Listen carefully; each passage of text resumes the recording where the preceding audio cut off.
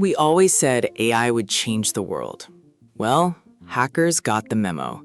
Google just confirmed that for the first time ever, a criminal group used AI to build a zero-day exploit from scratch, and they almost got away with it.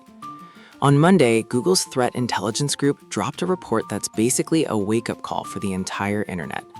A cybercrime group used an AI model, not Gemini, but some large language model, to discover a brand new vulnerability in a popular open-source admin tool and write a working exploit to attack it. This wasn't theoretical. They were planning mass exploitation. Here's what happened. The AI-generated exploit was a Python script designed to bypass two-factor authentication. You know, that extra security step that's supposed to keep your account safe. Google's analysts knew it was AI-made because the code had classic LLM fingerprints, overly detailed documentation, a hallucinated security score that doesn't even exist, and that weirdly clean textbook formatting that screams a chatbot wrote this.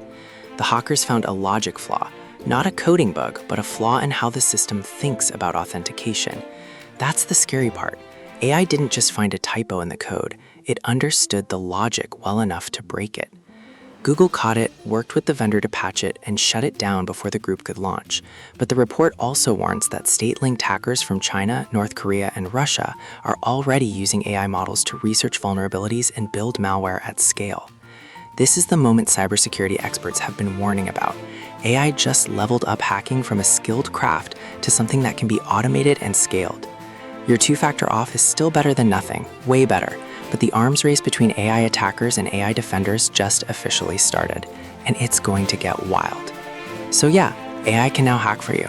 Cool, totally not terrifying.